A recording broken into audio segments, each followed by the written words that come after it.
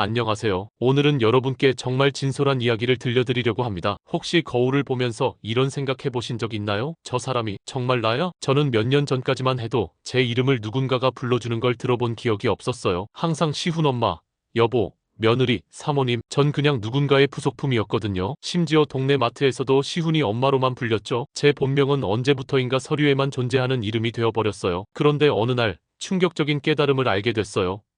그 이야기를 지금부터 천천히 들려드릴게요. 결혼 전에 저는 완전히 다른 사람이었어요. 대학교 때는 연극 동아리에서 활동했고 무대 위에서 제 목소리로 연기하는 걸 좋아했어요. 친구들과 밤새 웃고 떠들며 혼자서도 거침없이 배낭여행을 떠나던 사람이었죠. 주말이면 미술관이나 전시회를 찾아다니고 새로운 맛집을 발굴하는 게 취미였어요. 꿈도 많았고 하고 싶은 것도 많았어요. 작은 갤러리를 운영하는 꿈도 있었고 언젠가는 소설을 써보고 싶다는 생각도 했어요. 회사에 다닐 때도 마찬가지였어요. 프로젝트를 성공적으로 마쳤을 때의 성취감, 동료들과 치킨을 먹으며 수다 떨던 시간, 야근을 하면서도 내가 하는 일이 의미가 있구나라고 느꼈던 순간들이 있었어요. 그때의 저는 분명히 나였어요. 제 의견이 있었고, 제 선택이 있었고, 제 미래가 있었어요. 그런데 결혼 반지를 끼는 순간부터 뭔가 달라지기 시작했어요. 처음에는 미묘한 변화였어요. 신혼 초에 남편이 한 말이 아직도 기억나요. 이제 우리가 가족이니까 너도 좀 달라져야지. 혼자 살 때처럼 하면 안 되지. 그때는 그게 사랑의 표현인 줄 알았어요. 그래.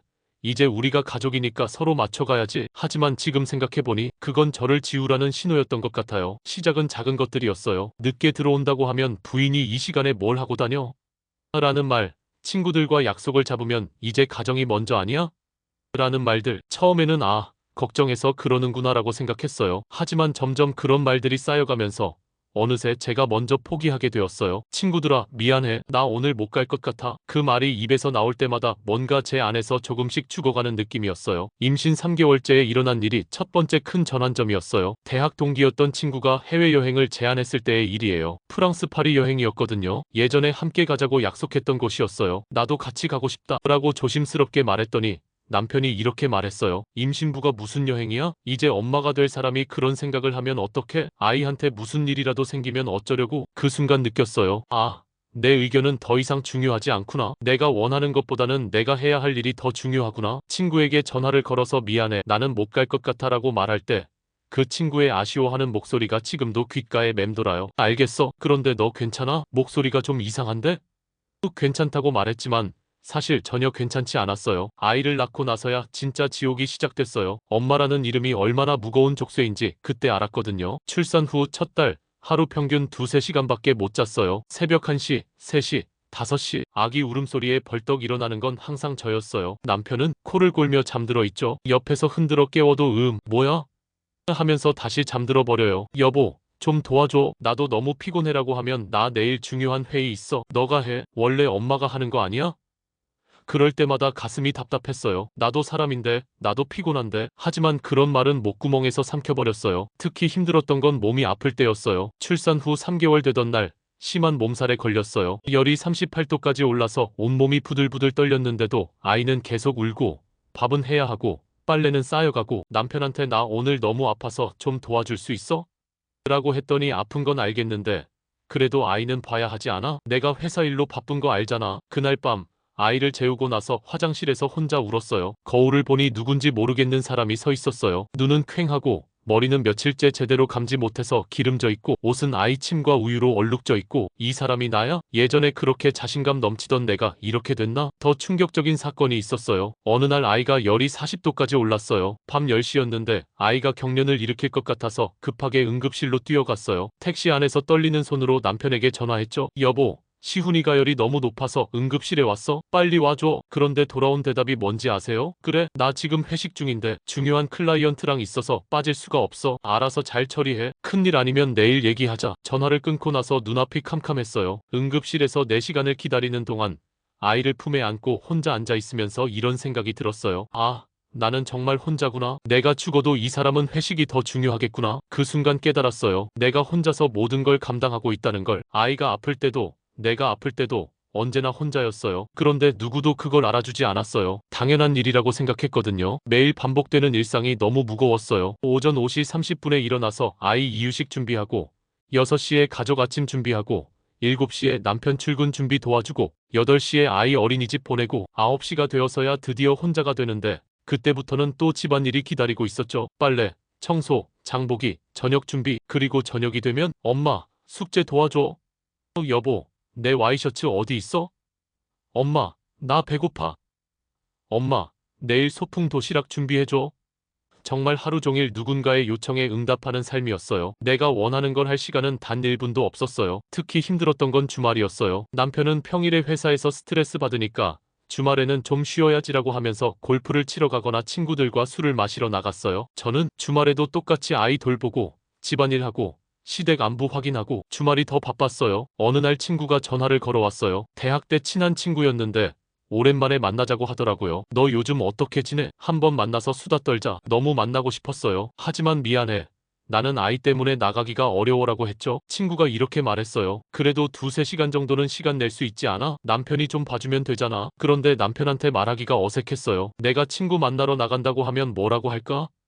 결국 핑계를 대고 만나지 못했어요. 그 일이 있고 나서 계속 생각했어요. 왜 나는 친구 만나는 것도 눈치를 봐야 하지? 왜 나는 내가 하고 싶은 걸 할 수 없지? 정말 평범한 하루였어요. 그런데 그날 저녁에 일어난 일이 모든 걸 바꿨어요. 아이가 엄마, 치킨 먹고 싶어라고 해서 치킨을 시켰어요. 온 가족이 맛있게 먹고 난 후에 저는 습관적으로 그릇들을 정리하고 있었는데 치킨 상자를 어떻게 할지 고민이 되었어요. 여보, 치킨 상자 좀 버려줄래? 하고 말했더니 지금 TV 보고 있는데 나중에 해야지라고 하더라고요. 아이들한테 시훈아, 치킨 상자 현관문 앞에 갖다 놔줄래? 했더니 엄마가 하면 안 돼? 나 숙제해야 해라고 하더라고요. 그래서 제가 치킨 상자를 현관문 앞에 갖다 놨어요. 그런데 돌아오면서 갑자기 이런 생각이 들었어요. 치킨은 온 가족이 다 먹었는데 왜 정리는 나만 하지? 그날 밤 또 다른 일이 있었어요. 아이가 엄마, 물 떠다 줘라고 했는데 그때 남편도 여보, 나도 물 좀이라고 하더라고요. 순간 뭔가 폭발했어요. 나는 대체 뭐야? 만능 도우미야? 거실에 혼자 서서 펑펑 울었어요. 내 목소리조차 낯설게 들렸죠. 언제부터 내가 이렇게 된 걸까? 언제부터 나는 내 의견보다 다른 사람들의 요구사항이 더 중요한 사람이 된 걸까? 그날 밤 남편에게 조심스럽게 말했어요. 나 요즘 좀 지쳐. 매일 똑같은 일상의 반복이 너무 힘들어. 나도 잠깐이라도 쉬고 싶어. 혼자만의 시간을 갖고 싶어. 하지만 돌아온 대답은 요즘 왜 이렇게 예민해졌어? 다른 집 부인들도 다 그렇게 사는데 너만 유독 그런 걸 보면 혹시 어디서 이상한 소리라도 들었어? 였어요. 그 말 한마디에 완전히 무너져 버렸어요. 내가 바란 건 거창한 것도 아니었거든요. 그저 힘들었지. 알아. 내가 도와줄게. 그 한마디면 됐을 텐데 대신 돌아온 건 예민하다는 말이었어요. 그날 밤 잠이 안 와서 창가에 앉아 있었어요. 달빛이 들어오는 거실에서 혼자 생각에 잠겼죠. 나는 언제부터 이렇게 된 걸까? 결혼 전에는 분명히 내 목소리가 있었는데, 내 의견이 있었는데, 내 꿈이 있었는데, 그때 문득 대학교 때 일기장이 생각났어요. 다락방에서 찾아서 펼쳐봤는데 그 안에는 완전히 다른 사람이 있었어요. 오늘 연극 연습을 했는데 너무 재미있었다. 무대 위에서 느끼는 자유로움이 정말 좋다. 친구들과 여행 계획을 세웠다. 유럽 배낭여행. 정말 기대된다. 새로운 프로젝트를 맡게 되었다. 드디어 내가 하고 싶었던 일을 할 수 있게 됐다. 그 일기를 읽으면서 눈물이 쏟아졌어요. 이 사람이 나였구나. 이렇게 생기발랄하고 꿈이 많고 자신감 넘치는 사람이 나였구나. 그날 이후 저는 마음속으로 아주 조용한 결심을 했어요. 이제는 나를 위해 살아야겠다. 더 이상 나를 잃어버리고 살 수는 없다. 다음 날부터 작은 실험을 시작했어요. 처음으로 했어요. 가족들 아침을 안 차려준 거예요. 평소보다 30분 늦게 일어났어요. 엄마, 밥은? 각자 알아서 해. 시리얼이나 빵 먹어. 남편의 황당한 표정, 아이들의 당황한 목소리. 하지만 저는 처음으로 느꼈어요. 내가 원하지 않으면 안 해도 되는구나. 그날 오후 생전 처음 혼자 카페에 갔어요. 점원이 물었죠. 몇 분이세요? 한 명이요. 그 대답을 하는데 왜 그렇게 떨렸는지, 혹시 누가 이상하게 볼까봐 두리번거렸어요. 하지만 아무도 신경 쓰지 않더라고요. 카페에서 보낸 그 30분이 너무 소중했어요. 아무도 엄마라고 부르지 않는 시간, 오직 나만을 위한 커피 한 잔, 창밖을 보면서 그냥 멍하니 있는 시간, 그 시간이 얼마나 달콤한지 그때 처음 알았어요. 그날부터 매일 작은 변화를 시도했어요. 아이들이 엄마, 이거 해줘라고 하면 너희가 할 수 있는 일이야 라고 말했어요. 남편이 양말 어디 있어? 라고 하면 서랍에 있어. 직접 찾아봐라고 했어요. 처음에는 어색했어요. 죄책감도 들었고요. 내가 너무 이기적인 건 아닐까? 하지만 점점 깨달았어요. 내가 모든 걸 다 해주는 게 가족들한테도 도움이 안 된다는 걸요. 아이들은 스스로 할 수 있는 능력이 있는데 제가 다 해주니까 의존적이 된 거였어요. 변하기 시작한 저를 가족들은 받아들이지 못했어요. 남편은 요즘 왜 이렇게 이상해졌어? 다른 여자들은 다 잘하던데 혹시 갱년기야? 라고 했고, 아이는 엄마, 전에는 안 그랬는데 왜 자꾸 짜증내? 예전 엄마가 더 좋았어라고 했어요. 시어머니는 더 직접적이었어요. 며느리가 집안일을 소홀히 하면 어떡해요? 남편과 아이들이 불편하면 안 되는데. 하지만 저는 멈추지 않았어요. 매주 화요일 오후에는 도서관에 가서 책을 읽기 시작했어요. 목요일 저녁에는 동네 문화센터에서 하는 원예 수업을 듣기 시작했어요. 토요일 오전에는 혼자 산책을 하기 시작했어요. 가족들은 이상해했지만 저는 상관없었어요. 이 시간들이 저를 살게 해주었거든요. 책을 읽으면서 다른 사람들의 삶을 엿보고 식물을 키우면서 생명의 소중함을 다시 느끼고 산책을 하면서 제 자신과 대화하는 시간을 갖게 되었어요. 어느 날 남편이 폭발했어요. 도대체 뭐가 불만이야? 집도 있고 아이들도 건강하고 남부럽지 않게 사는데 요즘 너 정말 이상해. 예전에 너는 이런 사람이 아니었어. 그게 다예요? 제 행복은 중요하지 않나요? 저도 제 인생을 살고 싶어요. 행복? 가정을 돌보고 아이들을 키우는 게 여자의 행복 아니야? 너무 이기적인 거 아니야? 그럼 당신의 행복은 뭔가요? 회사에서 일하고 친구들과 만나고 취미 생활하는 것 아닌가요? 왜 저에게만 희생을 요구하세요? 그 순간 깨달았어요. 우리는 완전히 다른 세상에 살고 있다는 걸. 남편에게는 가정 밖의 세상이 있었어요. 회사, 동료, 친구, 취미. 하지만 저에게는 가정이 전부였어요. 그리고 그걸 당연하게 여기고 있었죠. 그날 밤 심각하게 고민했어요. 이대로 계속 살 것인가? 아니면 정말로 변할 것인가? 거울을 보면서 스스로에게 물어봤어요. 너는 정말 어떻게 살고 싶어? 결국 결정했어요. 계속 변해가기로요. 더 당당하게, 더 솔직하게, 더 나답게. 그때부터 더 큰 변화를 시도했어요. 가족들에게는 친정에 간다고 하고 실제로는 혼자만의 여행을 떠났어요. 25년 만에 처음으로요. 기차표를 사면서도 떨렸어요. 내가 지금 뭘 하고 있는 거지? 이래도 되는 건가? 도착한 곳은 조용한 바닷가 마을이었어요. 펜션에 짐을 풀고 나서 바닷가로 나갔어요. 파도 소리를 들으며 혼자 걷는데 갑자기 눈물이 쏟아졌어요. 슬픈 게 아니라 너무 시원해서요. 아, 나도 이런 감정을 느낄 수 있었구나. 자유롭다는 게 이런 거구나. 그날 밤 바닷가 펜션에서 일기를 썼어요. 오늘 처음으로 나는 나였다. 아무도 나를 부르지 않았고 아무도 나에게 뭔가를 요구하지 않았다. 그냥 내가 원하는 대로 걷고 내가 원하는 대로 생각하고 내가 원하는 대로 시간을 보냈다. 이런 게 행복이구나. 이틀 후 집에 돌아오니 분위기가 싸늘했어요. 남편은 친정에서 뭘 배워왔길래 이렇게 변했어? 혹시 누구한테 꼬임이라도 당한 거야? 라고 했죠. 진실을 말할 용기는 아직 없었어요. 하지만 거짓말에 죄책감도 느끼지 않았어요. 제가 살아있다는 걸 확인한 소중한 시간이었거든요. 이제는 달랐어요. 매일 오전 1시간은 온전히 내 시간으로 만들었어요. 도서관에서 책 읽기, 동네 산책하기, 원예 수업 듣기, 온라인으로 영어 공부하기. 가족들은 이상해했지만 저는 상관없었어요. 그리고 놀라운 일이 일어났어요. 제가 행복해지니까 오히려 가족들한테 더 친절해졌어요. 예전에는 항상 지쳐 있어서 짜증이 많았는데 이제는 여유가 생기니까 아이들 이야기도 더 잘 들어주게 되고 남편한테도 더 따뜻하게 대할 수 있게 됐어요. 어느 날 남편이 또 한 번 폭발했어요. 도대체 뭐가 불만이야? 집도 있고 아이들도 건강하고 남부럽지 않게 사는데 다른 집 부인들 보면 다 만족하면서 사는데 너만 왜 이래? 다른 집 부인들이 정말 만족하면서 사는 걸까요? 아니면 만족하는 척하면서 사는 걸까요? 저도 그동안 만족하는 척했어요. 하지만 이제는 정말로 만족하면서 살고 싶어요. 가정을 돌보는 게 여자의 역할이야. 사회가 그렇게 만들어진 거야. 그럼 저는 여자이기 전에 한 명의 인간이에요. 제 행복도 중요해요. 그리고 제가 행복해야 가족들도 행복할 수 있어요. 그 대화 이후로 남편과 저 사이에는 미묘한 긴장이 흘렀어요. 하지만 저는 포기하지 않았어요. 계속해서 제 시간을 만들어갔고 제가 하고 싶은 일들을 하나씩 시도해 나갔어요. 6개월이 지나자 주변 사람들이 알아보기 시작했어요. 동네 마트 사장님은 요즘 얼굴이 많이 밝아지셨네요. 뭔가 좋은 일이라도 있으셨어요? 라고 했고 아이 담임 선생님은 어머님 뭔가 달라 보이세요. 좋은 의미로요. 예전보다 훨씬 생기가 넘치시는 것 같아요. 라고 하셨어요. 가장 큰 변화는 거울 속 내 모습이었어요. 이제는 낯선 사람이 아니라 반가운 사람이 보였거든요. 눈에 생기가 돌아왔고 입꼬리가 자연스럽게 올라가 있었어요. 아, 내가 웃을 줄 아는 사람이었구나라는 걸 다시 깨달았죠. 더 놀라운 건 아이들의 반응이었어요. 처음에는 엄마 왜 변했어?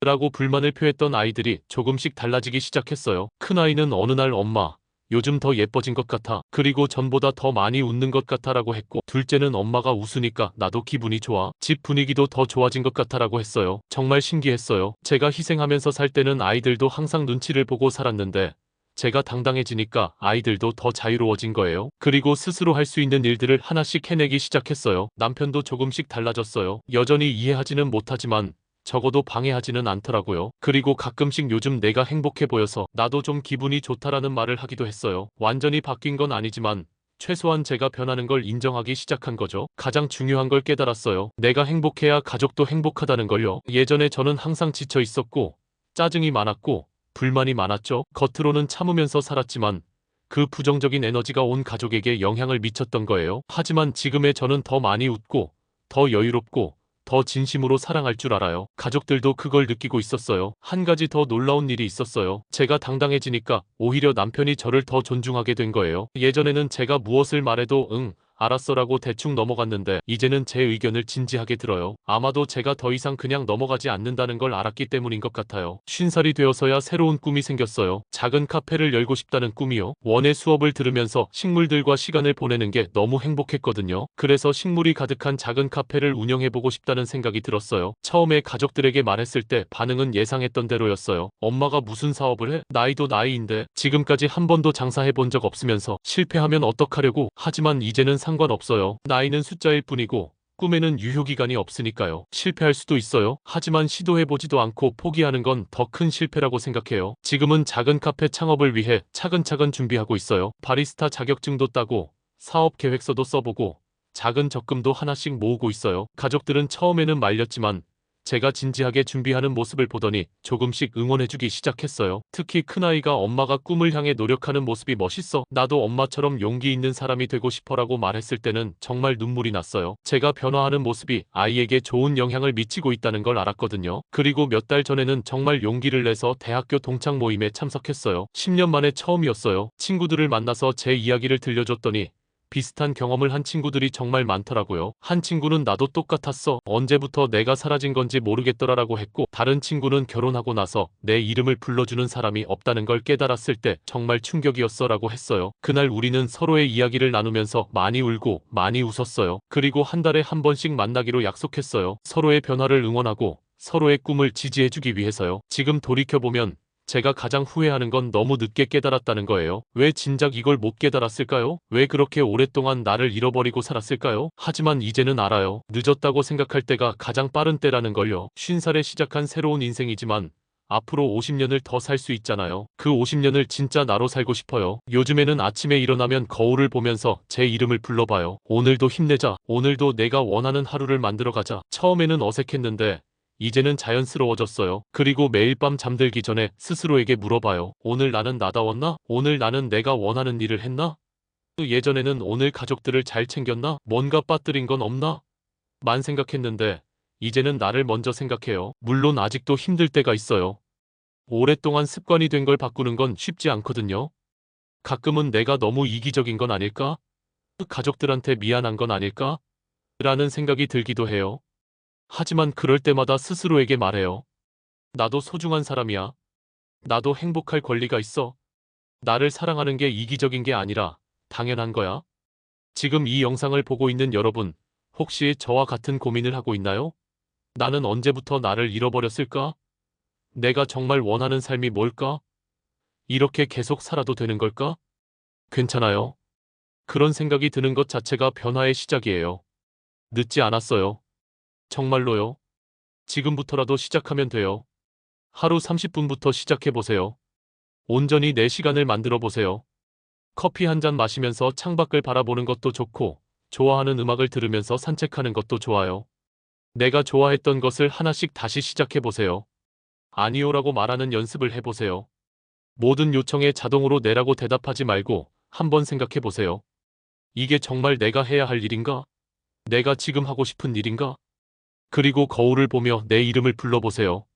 누군가의 엄마, 누군가의 아내가 아닌 바로 나 자신의 이름을요. 처음에는 어색할 거예요. 하지만 점차 익숙해질 거예요. 가장 중요한 건 나를 탓하지 마세요. 왜 진작 깨닫지 못했을까? 왜 이렇게 바보같이 살았을까? 라고 자책하지 마세요. 그때는 그게 최선이었어요. 그리고 지금 깨달은 것만으로도 충분히 대단한 거예요. 기억하세요. 당신의 행복은 사치가 아니에요. 당신이 행복해야 주변 사람들도 행복해요. 당신도 사랑받을 자격이 있어요. 가장 먼저 당신 자신에게서요. 저는 더 이상 누군가의 부록이 아닙니다. 저는 제 자신의 주인공이에요. 50살에 시작한 새로운 인생이지만 매일매일이 새로운 모험이에요. 오늘부터 여러분도 여러분 인생의 주인공이 되세요. 마지막으로 한 가지 더 말씀드리고 싶어요.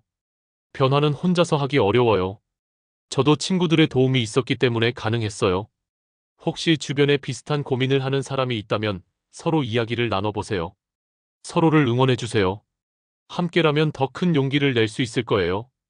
그리고 가족들과도 솔직하게 대화해보세요.